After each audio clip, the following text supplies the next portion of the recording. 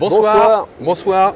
Et bienvenue sur ce nouveau live Facebook et Instagram en direct du salon Époque Auto à Lyon qui se tient jusqu'à dimanche soir. Donc là, avec 800 exposants sur 70 000 m². On va vous emmener faire un petit tour. Alors là on est jeudi, donc tout le monde s'installe. Il n'y a pas encore tout n'est pas prêt. Mais c'est justement intéressant d'aller voir un petit peu ce qui se passe. On a fait un repérage. On a repéré, oui. On est allé voir des voitures qui nous ont bien plu. Il y a notamment une Expo Youngtimers qui est juste à côté de notre stand, dans le hall 7. Juste là, qui est consacré au break. Donc on va aller voir ça tout de suite. Il y a des plateaux Simca, le plateau Bentley, il y a les tricycle cars, même si ça ne rentre pas dans les Youngtimers, ça n'empêche pas d'aller les voir. Il y a une grande vente aussi aux enchères. Enfin bref, il y a plein de choses à voir. Il y a plein de choses à voir et on va vous emmener tout de suite. On va y aller, on va se promener. On te suit, François-Xavier, comme allez, ça. C'est parti. On commence par l'exposition qui est consacrée au break. Alors il y a essentiellement Youngtimers break. Il y a essentiellement des autos des années 90-2000. À commencer, donc si on commence par la première, c'est une Saab 9.5 Aero, voilà. Donc avec un moteur 4 cylindres turbo 2,3 litres. C'est soupapes qui développe 230 chevaux. L'Aéro qui avait la spécificité d'avoir le châssis, les freins spécifiques, les sièges aussi. Les sièges sont ventilés sur la 9.5. C'est très agréable pour l'avoir utilisé, c'est très agréable, ça rafraîchit bien. À côté, derrière, on a une autre suédoise à côté qui était un peu la concurrente. C'est la Volvo T5R. Qui est plus emblématique, qui est devenue un peu culte même maintenant. C'est devenu un peu culte, donc effectivement celle-ci elle appartient à Mechanicus, donc on l'a déjà croisée sur pas mal de manifestations, dont le Tour Auto, il y a encore le logo dessus. Donc ce break là, il reçoit un moteur 5 cylindres. Oui, le 2,3 litres turbo compressé. Qui faisait, quand ça marche, c'est une R, donc elle doit faire à peu près 250 chevaux, oui. Avec un Torsen. Derrière, on a un break de chasse. Un petit break de chasse, l'Aérodeck, voiture chère à notre ami Thierry Réaubourg. Donc celle-ci, elle est équipée de jantes accessoires, si je ne m'abuse. Oui. Et donc sous le capot donc ça, c'est une voiture qui est sortie à la fin des... Je crois que c'est 88-91 les dates. Ouais, celle-là c'est une des dernières, elle est de 92. Et donc dessous, donc en fait c'est une Honda Accord qui ressemble un peu à une grosse Civic en fait. Et donc sous le capot on retrouve les mécaniques des Honda Accord de l'époque, c'est-à-dire un 2 litres 16 soupapes, un 4 cylindres qui fait 130 chevaux. Et donc voilà, ça fait une voiture qui est vraiment sympa, qui est très fiable, qui a tendance à rouiller. Très fiable même. Très fiable mais qui rouille. Et qui a les fameux phares, les phares pop-up, qui sont fermés. Le plus cool des années 90. Ensuite, derrière, on a une voiture dont on n'a pas encore parlé dans le magazine, qu'on va aller voir tout de suite. La Jaguar. La Jaguar X-Type Estate. Alors, il faut savoir que pour l'anecdote, la version Estate, donc l'adaptation en break, a été dessinée par Ian Callum, qui était déjà chez Jaguar à l'époque, qui a dessiné les DB7, le C70, qui a été ensuite chef du directeur du design chez Jaguar. Donc c'est lui qui déjà à l'époque avait travaillé sur l'arrière du X-Type. Et je crois que je ne m'abuse, mais il a aussi travaillé sur la Rover 75 Tourer aussi, qui est juste derrière. Ouais, il a travaillé sur les deux. Et là, il y a un petit air de famille, on peut pas sentir, même si c'est la nationalité, mais il y a quand même, on sent qu'il y a une touche, il y a quelque chose entre les deux. Il y a une touche british qu'on retrouve. Et donc derrière, on a effectivement la Rover 75. Alors c'est pas n'importe laquelle, parce que autant la Jaguar X-Type, là c'est une 2 litres diesel. Donc comme quoi on peut avoir parce que ce n'est pas une diesel. Et ça c'est pas une diesel. Ce n'est pas le 2 litres BMW. Non, absolument. Et d'ailleurs le propriétaire qui est avec nous, Nicolas, va nous ouvrir le capot pour nous montrer ce qu'il y a sous le capot. Pas les clés. Ah, si t'as pas les clés, alors c'est... Je les ai données à Hubert. C'est dommage, c'est pas grave, mais en tout cas c'est la plus intéressante et la plus emblématique. C'est celle qui a été convertie à la propulsion, alors qu'à l'origine la Rover 75 est une traction. Et sous le capot de laquelle on trouve un V8 4 litres 6 de Ford Mustang. Oui. Et donc qui développe 260 chevaux et donc qui est accouplé à une boîte automatique à 4 rapports. Donc c'est vraiment, ça fait partie un peu des folies des Anglais, parce que c'est pas non plus une voiture qui s'est énormément vendue, et pourtant ils ont quand même, l'ingénierie a quand même considéré que on pouvait se lancer dans ce genre de conversion, c'est-à-dire passer une voiture de traction à propulsion et lui greffer un moteur un peu démoniaque, quoi, parce que la plus puissante à l'époque faisait 190 chevaux, je crois. Oui, le V6 fait ça. Et donc voilà, là on passe de 190 pour la version de gamme à 260 pour... Et puis elle est surtout très rare, parce qu'il y en a eu en break 150, ce qui est marqué d'ailleurs, et moins de 900 exemplaires, tout confondu, parce que Rover avait la sienne aussi. Celle-là en particulier est à boîte auto, parce que cet exemplaire-là est un véhicule de développement du constructeur qui a servi pour le développement de la version à boîte automatique, donc Rover 75 V8, alors que les MG sont normalement toutes à boîte manuelle. Ouais. D'ailleurs l'embrayage c'est un peu dur. L'embrayage et la boîte c'est une boîte très mec de Mustang qui est assez hard. Et celle-là est à boîte auto et c'est la seule MG à boîte auto de fait. D'accord, donc c'est une voiture unique. C'est une voiture unique celle-là. Tout à fait. Elle est à vendre? Non, non pas encore. Ensuite on a un autre break allemand, celui-là. C'est l'Opel Omega B, donc la deuxième génération d'Opel Omega. Un grand break, c'était un grand break à l'époque. C'était une bonne voiture sous-estimée. Oui, absolument. Et sous le capot de celle-ci, on trouve un moteur un peu comme sur les Range P38 d'ailleurs. C'est le 2,5 litres turbo diesel, le 600 lignes de chez BMW qu'on retrouvait sur les 525 TDS, mais en version légèrement un peu dégonflée, parce que sur la 525 TDS, il faisait 143 chevaux et sur celle-là, il fait 130 chevaux. Donc voilà, et là, c'est la version haut de gamme. Avec l'intérieur cuir, la clim bizone, le GPS. Voilà, donc il y avait vraiment déjà en 97, il y avait donc 97, c'est il y a 24 ans, et il y avait déjà tous les équipements modernes qu'on trouve sur les voitures d'aujourd'hui. Tu veux revenir à la MG et la clé? On va pouvoir revenir à la MG. On va pouvoir regarder le moteur. Allez, on y va. Et après, on vous emmènera. Il y a une petite vente de véhicules de particulier à particulier avec 2-3 voitures intéressantes, dont une autre Opel. Mais avant, on va regarder le V8 de Mustang. Improbable dans ce genre de voiture. Donc c'est pour vous dire qu'on vous a pas menti quand même.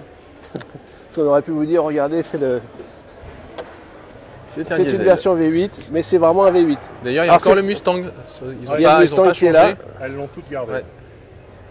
Alors c'est un moteur barbu, hein, comme on dit, c'est-à-dire qu'il y a beaucoup de filets de durite. Il n'y a pas de couvre, d'origine, il est comme ça. Il est comme ça. D'accord.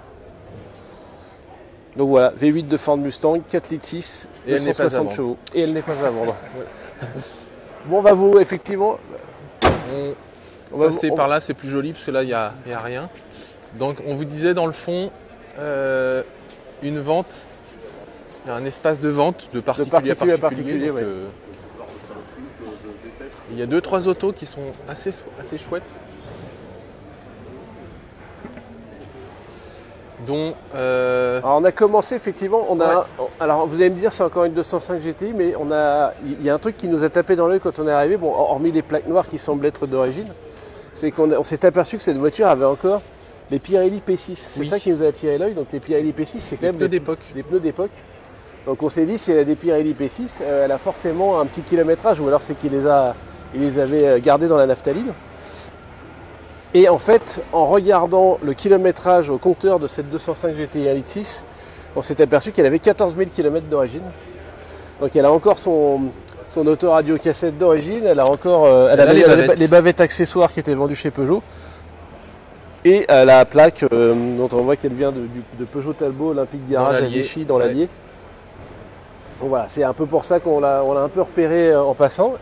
On a repéré une autre voiture, une rareté cette fois. Oui. Et Vincent va vous en parler. Que justement toutes les petites GTI des années 80 ne sont pas forcément passées la barre des 10 000. C'est dur à trouver. C'est la Kadett GTE qui non seulement a le mérite d'être totalement rare, très rare, mais en plus complètement de son époque, avec un super moteur. Celle-là, c'est une 5 portes. Ce qui est peut-être encore plus rare que le coach 3 portes. Et c'est apparemment une rare version à boîte courte, donc une 9 chevaux, avec le moteur, le 1800 115 chevaux, qui est un super moteur. Celle-là, elle a 94 000 km d'origine et le propriétaire la vend 8 500 €. Bon. Et on n'est pas là pour faire la vente, mais, mais en ça tout mérite cas, de... C'est une voiture qui est vraiment originale. Et c'est bien en plus, c'est vraiment sous-estimé cette auto. C'est vrai. Donc voilà, ensuite... On devait partir. Après, il faut qu'on retourne dans l'autre. On va marcher. C'est un peu plus lent. On va marcher un peu là. On va marcher il y aura des longs moments de marche. On va s'arrêter. On va reprendre notre souffle. On va demander de l'eau. parce que le salon est long et on se paume, on s'est perdu la dernière Ouais, fois. on s'est perdu tout à l'heure en faisant les repérages. Et là, ça va aller. Donc on va marcher très vite Ah pour si, que si, il Bruno y a une, qui est en il y a une marche voiture arrière. qu'il faut qu'on vous montre parce qu'elle va passer dans le magazine du mois prochain. On peut Ah vous oui, montrer ça en elle est juste là, exclusivité. Bruno, Elle va passer dans le magazine du mois prochain, donc daté décembre. qui tient la caméra et qui marche, à Voilà, l'envers. il fait de la marche arrière. Et là, Mick tu vas pouvoir Jagger. faire une rotation sur ta droite. La Renault 30. TX V6 injection. Donc voilà, celle-ci, ce modèle-là précisément, c'est celui-là qu'on a essayé, va passer dans le magazine du mois prochain. Donc l'R30 TX V6 injection, sa particularité, c'est que par rapport à l'ATS, effectivement, l'ATS était à carbu. Celle-ci reçoit une injection Bosch G-Tronic qui porte sa puissance à 142 chevaux pour 2664 cm3. Donc c'était le haut de gamme français, enfin le haut de gamme de chez Renault à l'époque, au début des années 80. Et à ses côtés, on a la même en R20, donc la R20 TX, qui elle recevait le 2 litres 2, le 4 cylindres 2 litres 2, qu'on appelait le moteur Douvrin, et qui développait 115 chevaux. Donc les deux voitures, on constate, elles ont leur jante TRX avec les Michelin TRX d'époque dans les deux cas. Voilà, donc ça on fait une petite halte et on continue. Alors derrière toi une magnifique R12 TS que tu vas sûrement te bouffer si tu ne te retournes pas, voilà. Voilà.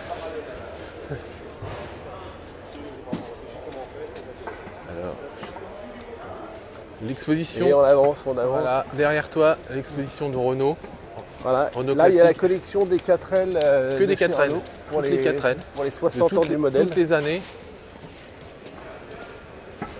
Il y a la dernière, La toute dernière 4L produite. la GTL Clan, qui est là, avec le 1108 cm3 de 34 chevaux. Une magnifique jogging qui, quand on s'approche, on se rend compte qu'en fait, elle n'a plus son moteur. C'est ce qu'on appelle un rétrofit. Donc elle est électrique. Donc Elle a on un ne peut pas moteur regarder électrique. le moteur. C'est pas de gros intérêt, c'est une grosse pile. Mais au moins, ça se voit pas. Bon. Après l'intérêt, chacun ça, chacun on son en- avis. C'est pas le débat pas le sujet. aujourd'hui. mais- On va vous montrer on va rester un petit peu chez Rover, sur le stand du club Rover. Il y a une Rover intéressante Ah là-bas. On l'a toujours de la Renault. R5 Turbo. Et chez Rover, Une il y a 4L, une état tout Rover Sterling Voilà, celle-ci. qui est juste là. Et donc Vincent va vous en parler parce que les Rover, c'est un peu son truc. Non, c'est pas mon truc, j'aime bien, mais toi aussi tu aimes Non, bien. mais En fait, celle-là a une particularité, c'est qu'elle a fait un périple. Ça s'appelait Transworld. D'ailleurs, c'est une version américaine, je crois. Elle a fait le tour du monde en 40 jours, 40 000 km en 40 jours. 40 000 km en 40 jours. 1990. Voilà. Donc c'est pour ça qu'elle est équipée. Bon, c'est Et donc, elle est dans son jus. C'est une version US. C'est une version US, donc elle a le Sterling. C'est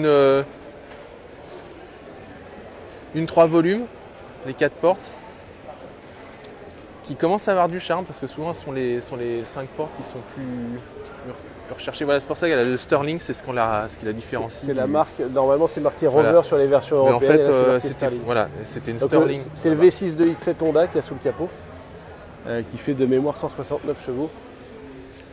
Voilà, donc ça c'est une voiture plutôt qui a une histoire en tout cas. Enfin, qui a vraiment roulé, qui a fait le tour de 40 000 km. Donc on continue Alors on va marcher, on va sortir, on va aller passer dans le hall. dans le hall 6. Donc là on sort du hall 7, on va dans le hall 6. Suivez-moi, passe partout les clés. Viens, viens, passe partout. Ah, j'ai marché dessus. Ah, d'accord.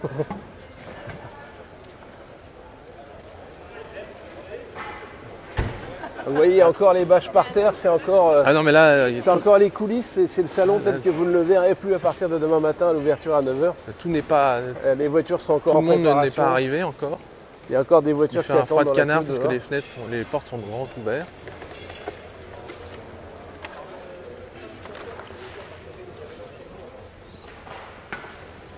Il faut dire qu'il y a 70 000 m² d'exposition.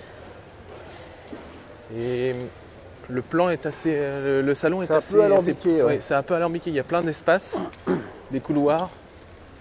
Donc on a vite fait de se perdre. Enfin, se perdre, entre guillemets.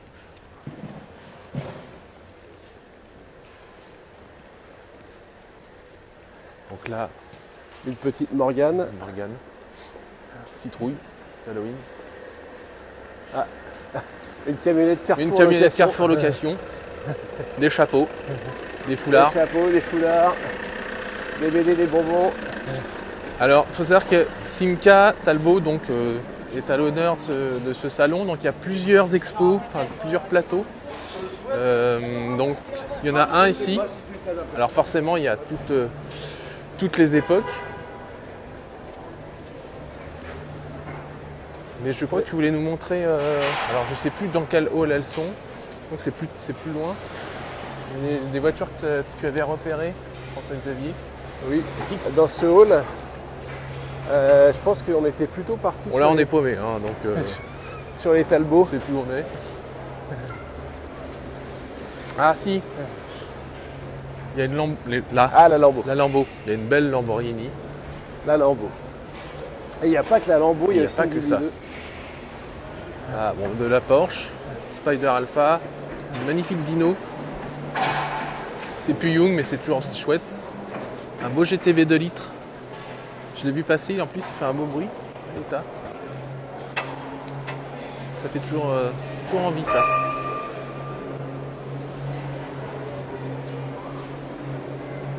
Alors,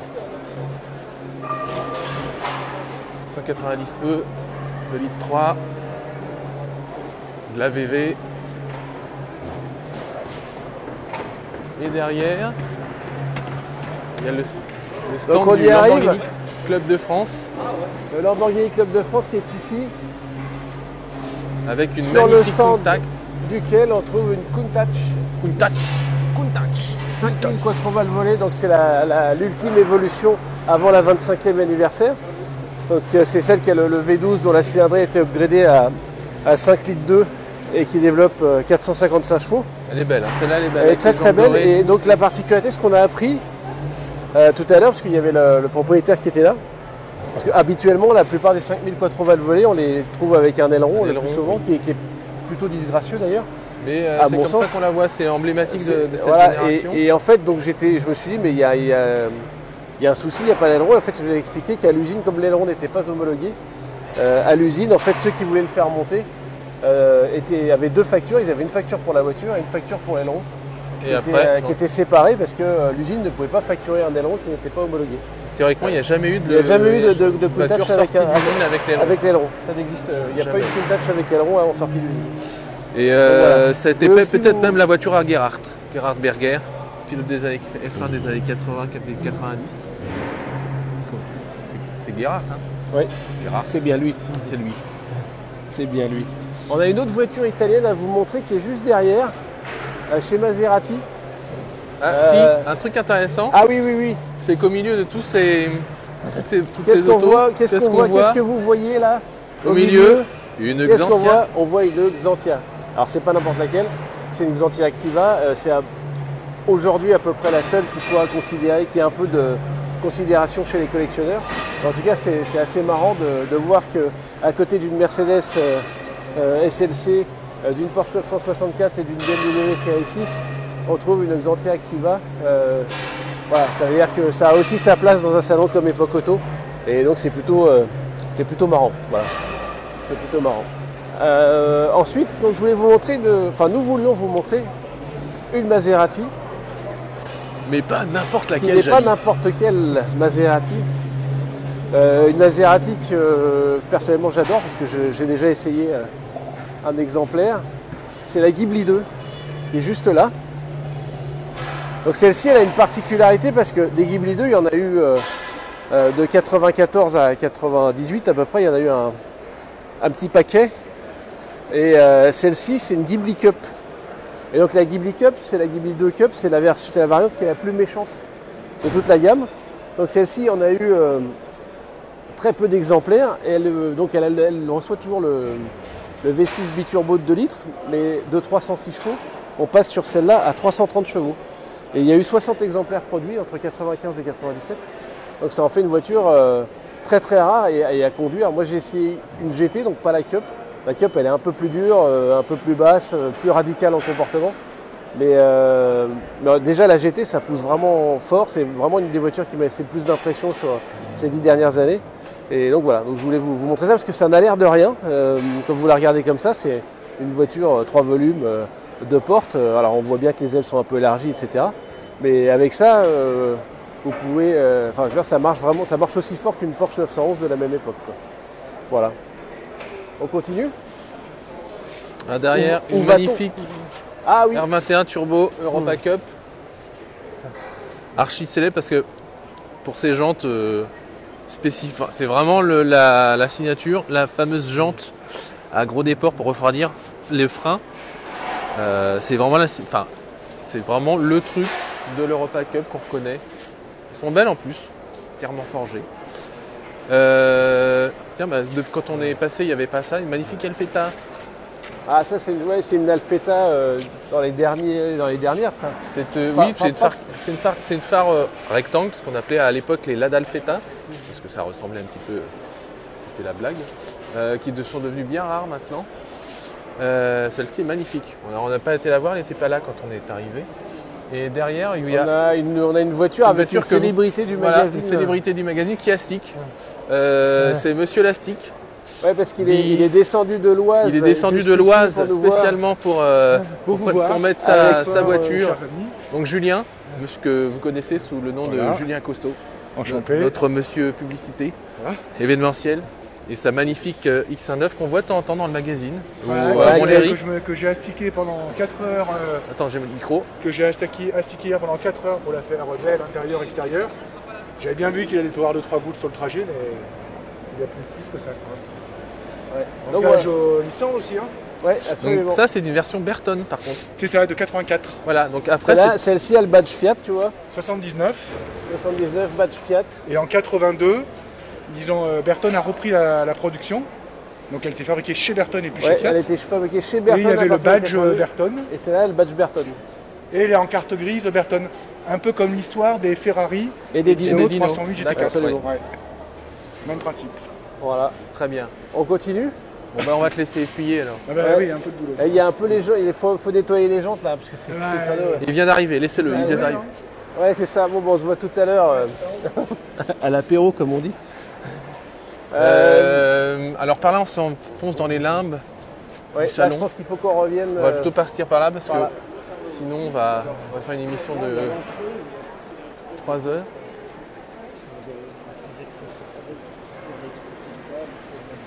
Alors ce qui est drôle, c'est que ici en fait tous les univers se côtoient, c'est-à-dire qu'il y a vraiment des autos complètement rétro comme la Fulvia, des camions, comme la DS, il y a des camions.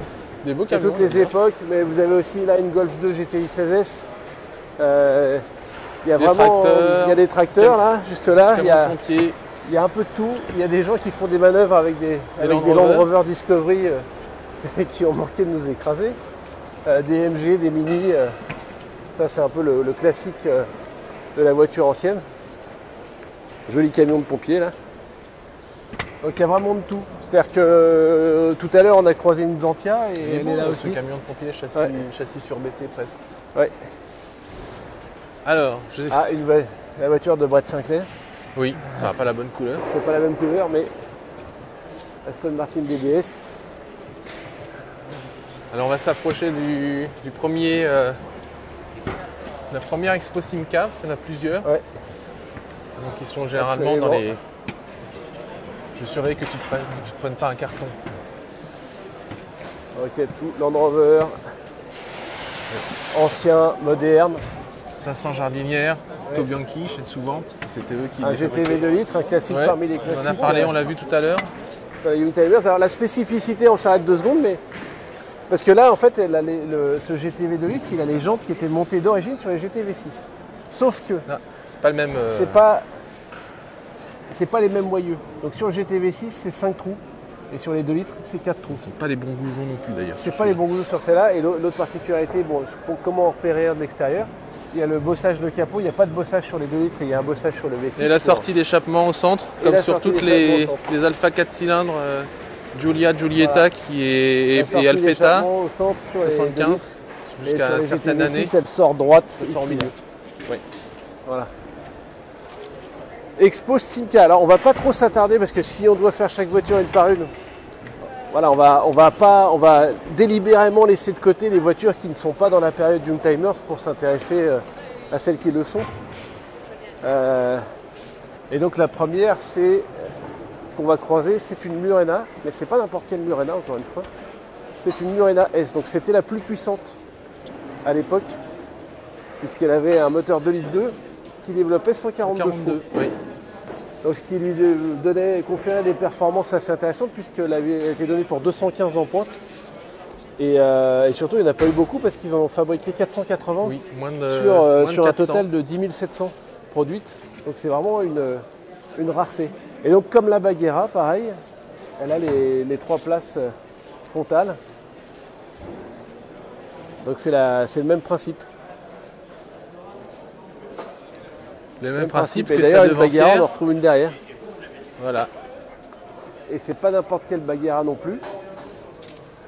Parce que c'est une Bagheera Courage. Donc blanche, c'est une vraie avec l'intérieur spécifique. A priori c'est une vraie, mais c'est une série 2. Elle a existé aussi en série 1. Il y a le logo Il y a le logo sur la porte. À Et côté, l'intérieur spécifique avec le sac Courage là-bas, je ne sais pas si on peut, voilà. sur la porte passager. Voilà. À côté, Une Samba Rally. une Samba Rally qui a existé en 2 puissances, 90 d'abord, puis 80 chevaux. La 90 chevaux étant La plus la recherchée. plus recherchée des deux. À La côté, Talbot, la Sunbeam. Attention derrière toi. Avec le moteur Lotus. C'est ça qu'on appelle la Talbot, le Sunbeam Lotus, noir à rallonge. et Avec le 2 litres. 155 chevaux. Oui, d'origine. Qui s'est illustré en rallye. Notamment avec Et on verra tout à l'heure parce Fréclin. qu'il y a la voiture, Ouais. la voiture de course qui a gagné. qui a été championne du monde en Avec Fréclin 81. et Jean Todt en copilote. Enfin, c'est la marque qui a été championne du monde. Le pilote, c'était pas Fréclin, mais la marque avait gagné Alors, le championnat du monde. La particularité, c'est qu'on a l'impression que ça ressemble à une Talbot Horizon un peu, sauf que ça n'a rien à voir en Non, fait. c'est pas du tout Et, pareil. C'est une propulsion et c'est déjà. une propulsion, alors que la Talbot Horizon est une traction. Donc ça n'a absolument rien à voir, donc c'est ça la particularité. Mais il y a un air de famille, Voilà, il y a la ligne, quand on regarde de derrière, les feux, etc., on jurerait voir une Horizon 3 portes. Mais ça n'a. Non, mais quand on les met côte à côte, c'est pas la même hauteur. On continue. Sim Camille spécial, une des dernières. 1100, pardon. Sim Camille, Il y a toute la collection, collection, toutes les couleurs. 5000 rallyes. Servez-vous, c'est des bonbons. Et là, on a un gros chemin à parcourir parce que Avec des gros pylônes, des gros pylônes et des gros halls. une grosse locomotive. Et derrière toi, des gens, Bruno.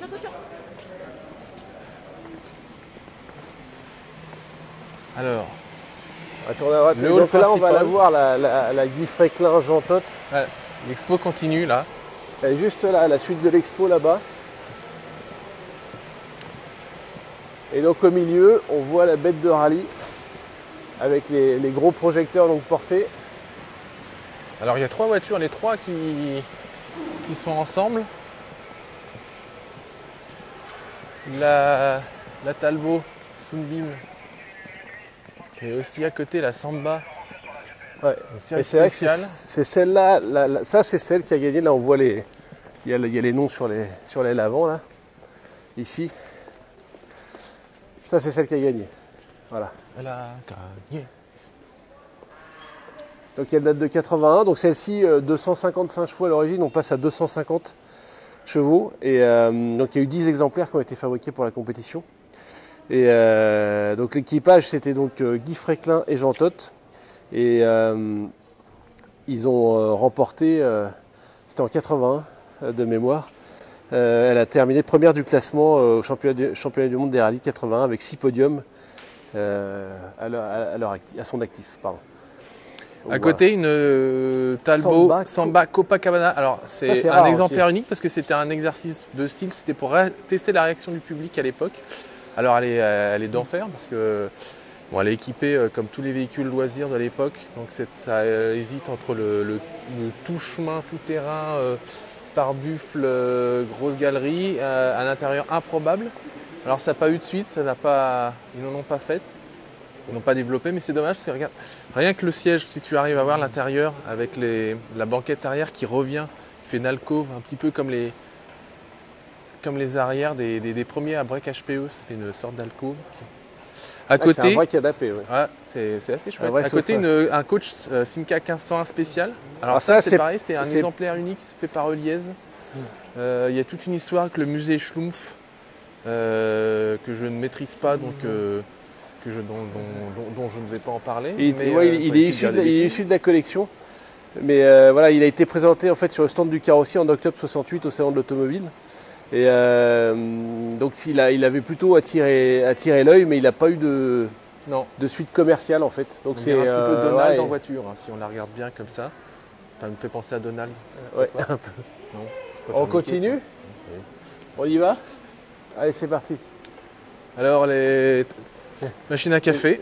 Machine à café sanitaire. Café chaud. C'est toujours pour de le savoir. Alors, jolie petite R5. Ouais. On va peut-être passer devant du coup comme ça. Toute mignonne. Toute discrète.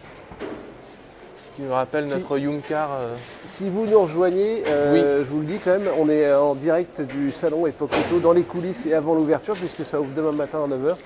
Donc là c'est encore un peu l'installation, il y a encore un peu les protections plastiques sur les moquettes n'ont pas encore été enlevées. Donc voilà, donc on est en train de faire une petite visite dans les coulisses. On vous emmène sur le salon qui est ouvert jusqu'à dimanche avec 800 exposants sur 70 000 m². Donc un grand salon. Là, plein de magnifiques petits APE, des 50, des 125. C'est magnifique. J'aime beaucoup. Lui, il s'en fout, alors il passe très vite. Alors, l'expo Bentley. Je voudrais vous montrer une petite merveille là-bas qui va être bientôt à vendre aux enchères. Ah oui. C'est la fameuse vente French Collection qui est orchestrée par Arturial. Et donc là, il y a sur le stand pour illustrer ça. L'emblématique qui est sur l'affiche. Mandarine, qui est sur l'affiche d'ailleurs de la vente. Avec de toute beauté. On avait fait la même exactement dans le magazine.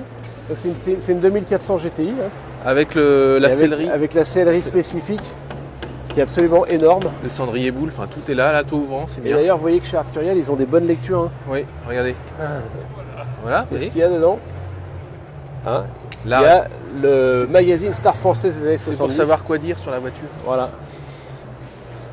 Donc elle est magnifique. Ensuite, on voulait vous montrer deux. Il y a l'expo Bentley, qui fait partie des grandes expos de ce salon. Alors bon, il y a toutes les années forcément. Il y a deux modèles assez sympathiques, dont un assez rare. C'est la Mulsanne Turbo Air longue qui existait avant la Bentley Turbo Air. Et donc là, il y en a une qui a eu deux propriétaires, dont une monégasque. Elle est juste ici, en couleur biton. Et c'est vraiment... juste à côté, le coupé, le fameux coupé, le Continental Air. La Continental Air, qui était la voiture la plus chère. Quand elle était présentée au salon en 92 en Genève, elle était la voiture la plus chère du salon. Ouais. La plus chère du monde, du coup, on peut dire. Et puis maintenant. C'est celle-ci, la Continental, hein, qui est la voiture la plus chère en 92. Ça, c'est la Mulsanne Turbo longue, donc qui reçoit, comme toutes les Rolls et les Bentley de l'époque, le fameux 675, le 6 3/4, 6750 cm3. V8. V8, accouplé d'une boîte automatique à 3 rapports. Celle-ci est de 83. Donc c'est la version en empattement long qui fait 5,54 m de long. Et donc le moteur développe 300 chevaux. Alors souvent c'est des puissances estimées parce qu'à l'époque, vous savez que Rolls, encore plus Rolls que Bentley, considérait qu'il n'y avait pas besoin de communiquer sur la puissance. Et la puissance était jugée comme suffisante. Donc il n'y avait pas besoin de dire combien développait de chevaux la voiture. Voilà. On va continuer à avancer parce qu'il y a beaucoup de choses à voir. Il y a beaucoup d'autos. Et il y a notamment, il y avait quelques belles autos chez notre ami de voitures vintage là-bas, oui. Chez qui on essaye régulièrement des voitures. Il est basé à Lyon. Et là, il expose notamment une M3 Evo avec des jantes Arge qu'on va aller regarder. Alors toi tu dis Arge ou Arge? Moi je dis Arge, mais... Il y a des barres, c'est comme moi je dis Arge. Voilà, et d'ailleurs là c'est elle qui sonne. Il y a aussi une très jolie 320 E21. Ouais, une 320 4 cylindres. Oui, et donc les deux, que ce soit la E30 ou la E21, elles ont toutes les deux les phares jaunes dont on disait... ça c'est le problème des voitures volées, c'est qu'on n'arrive pas toujours à couper les fils. On appelle ça les phares fils de chacal, comme on dit. Voilà. Donc ça c'est Il y a deux exemplaires, l'une étant l'héritière de l'autre, enfin, sauf la motorisation bien sûr. Mais la E21, c'est la série 3, la première série 3 de l'histoire. Et la E30, c'est la deuxième série 3 de l'histoire. Donc voilà. Donc elles sont là. Elles sont magnifiques comme toujours chez c'est pour ça. Là, on arrive. Tiens, il y a un beau Range. Un beau Range Rover. Il a une spécificité, c'est que c'est un Américain. Hein, c'est le Tom Sawyer du Range Rover. Donc on le reconnaît parce que déjà souvent, alors on pouvait l'avoir, mais souvent les Range américains avaient le pare-choc inox. Alors celui-là, c'est un des derniers, donc c'est un châssis long. Donc normalement il a le 4 litres 12, j'ai pas été voir, on ne voit pas. Alors il vient de New York parce qu'il a encore son petit... qu'en 2016 il a fait sa petite vignette d'inspection des émissions de gaz new-yorkaises. Alors lui il est magnifique et surtout il a tout l'équipement. Alors c'est un soft dash comme on dit, donc c'est les derniers tableaux de bord. Un mélange entre un tableau de bord de disco, de P30, enfin ça annonçait le P38. C'est un petit peu tout, donc il est totalement tout équipé, parce que c'était des versions tout équipées avec les sièges électriques. Venez voir surtout la place aux jambes qu'on avait dans les versions longues. Il faut savoir que les dernières versions, les LSE qui avaient déjà la suspension pneumatique ont servi un petit peu de prototype de développement pour le P38 qui lui a suivi. Qui a succédé, après c'était le P38. Et lui, il était un peu l'intermédiaire, un peu comme les dernières XJ40 étaient déjà les Jaguars, étaient déjà des X300 déguisés entre guillemets. On voudrait vous montrer une autre voiture qui est absolument fabuleuse, qui est dans un état fabuleux et comme quoi on peut trouver aussi, on trouvait des Xantia dans le salon Epoch Auto, mais pas que des Xantia. Et là, ça ferait presque envie pour une personne qui n'est pas particulièrement fan du modèle. On va aller la voir, c'est la... François-Xavier adore. La voiture qui a précédé la Xantia que nous avons vue tout à l'heure. C'est la BX. Une Bux. Donc ça, c'est la BX, mais c'est la BX dans sa définition originelle. C'est-à-dire que c'est une 16 TRS de 84, bleu romantique, et qui est dans un état absolument... bleu romantique. Comment des voitures, tu connais des bleus romantiques, toi? Je connais des voitures, c'est la seule que je connais. Mais celle-ci, voilà, donc là, elle est dans un état collector, complètement. Et donc, contrairement à une légende tenace, parce qu'il y a beaucoup de gens qui disent que la BX, c'est un peu la voiture que tout le monde adore détester. C'est un peu la voiture tarte à la crème. Et il faut juste savoir que la BX, comme la 205 chez Peugeot, elle a sauvé PSA. C'est grâce à elle que chez Citroën les ventes ont repris. C'est elle qui a fait souffler un vent de modernité sur la gamme Citroën quand elle est sortie fin 82. Donc voilà, et je pense que c'est une voiture qui mérite vraiment d'être réhabilitée et d'être essayée. C'est une voiture qui est légère et qui marche vraiment très bien même avec des motorisations modestes. Et donc celle-ci, elle est dans un état juste magnifique. Alors tu la prends? Ah, je ne pense pas qu'elle soit à vendre. Alors là, ma seule question, c'est que pour moi, les 16 TRS de cette époque-là avaient encore les TRX AS, donc les pneus millimétriques. Et celle-là a des jantes standards. C'est plus simple. En 14 pouces, donc c'est plus simple à chausser et c'est surtout beaucoup moins cher. Enfin voilà, ça ne retire rien à l'intérêt de la voiture. Voilà. Derrière nous, encore une M3.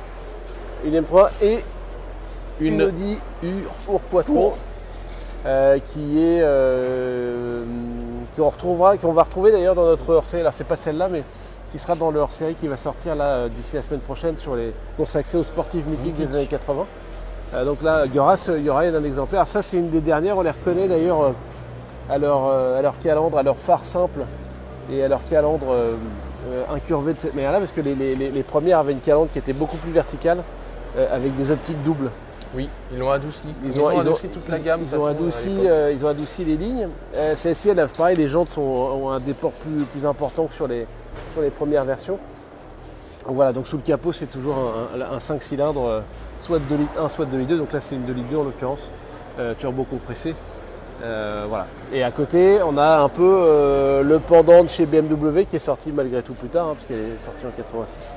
Donc la M3 E30, on en a déjà vu une tout à l'heure, qui dans sa définition initiale développait 200 chevaux, comme d'ailleurs l'Audi Quattro dans sa définition initiale. La différence, c'est que là, vous avez un 4 cylindres 16 soupapes qui est dérivé d'un moteur de course et qui est d'une cylindrée de 2 litres 3 dans la version originale. Et donc ça développe la même puissance. Voilà. Sauf que là, vous avez deux tempéraments moteurs. Là, vous avez un moteur qui est beaucoup plus pointu, qui se travaille dans les tours. Alors que sur l'Audi, avec l'effet turbo, ça démarre, la puissance arrive plus tôt.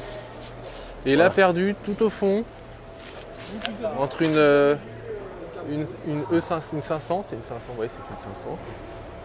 Une magnifique Aston. Ouais, c'est vrai que celle-ci, elle est un peu paumée dans le fond, à côté d'une E500.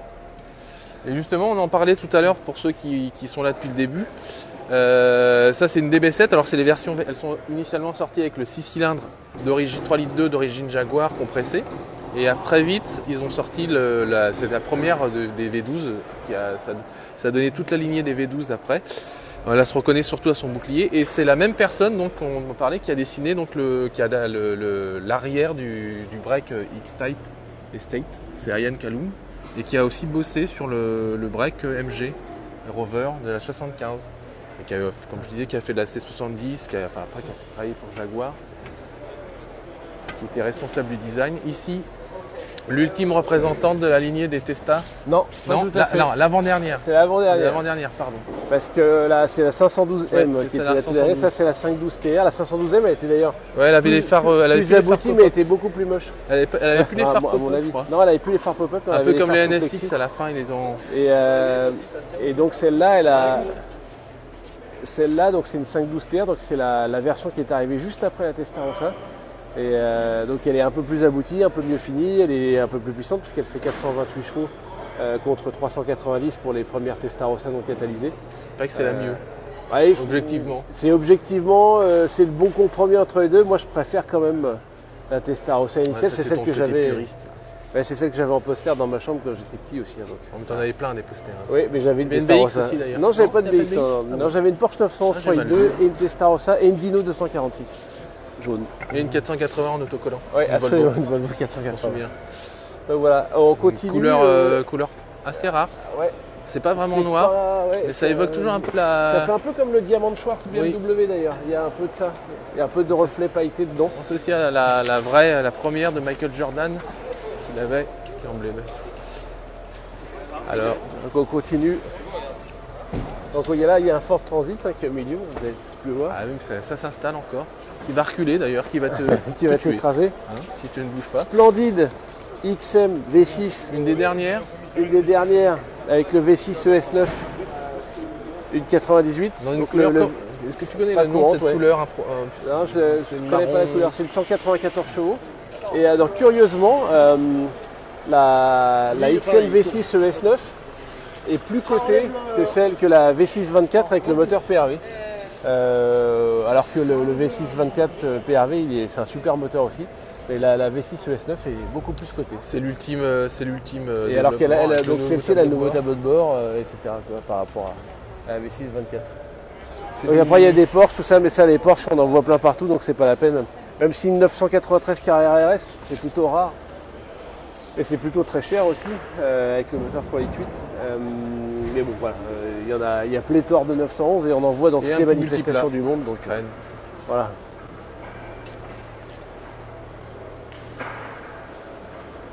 Les Mercedes chez GGE, qui est un spécialiste bien connu, enfin qui a un réseau de concessionnaires en Ile-de-France et qui a un département classique. Donc il y a une 192 et 316, une E500, des SLR 107, des pagodes. Il y a du choix, encore des 911. Je dis qu'il y en a vraiment partout. Il y en a vraiment partout. Ah, il y a une 300 ZX là-bas. Version US, ça. Oui. Avec le châssis court. Châssis court, donc deux places et non pas deux. Des gros feux arrière.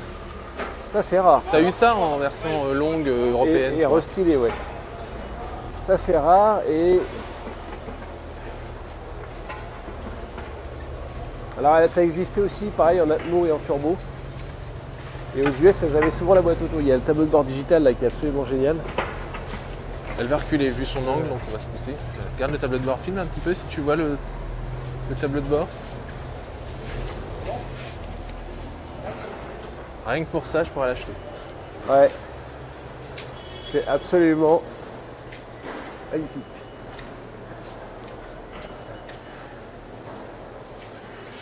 Alors, on se promène. Donc là, ça s'installe encore.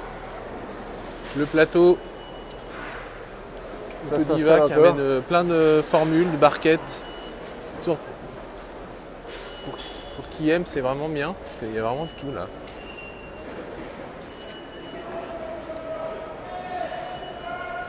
Alors là, c'est vraiment. Là, ça s'installe. Et là, il y a une... Là, je crois qu'il y a une expo qui est pas mal. Ça s'installe. Hein. Donc, il y a du carton, de la remorque, du bip-bip de je recule. Là, il y a un truc là-bas derrière, Bruno, que vous ne verrez peut-être pas aussi souvent. C'est l'espace F1. Alors la particularité, c'est qu'il y a des maquettes qui existent, mais celle-ci... Il y en a deux, hein. Il y a l'original et la maquette. Voilà, et ça, c'est normalement l'original, parce que celle-là, elle a vraiment le moteur.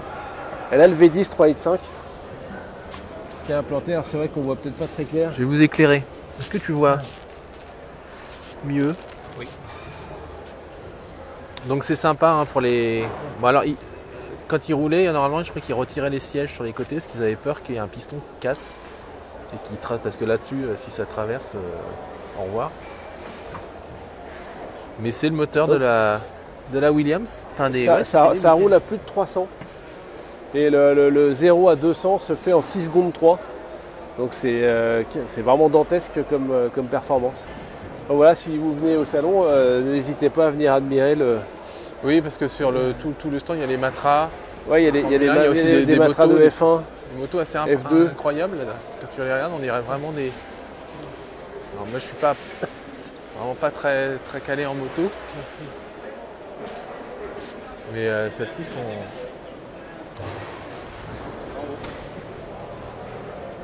terribles. Je viens les jouer que j'avais le masque quand j'étais petit.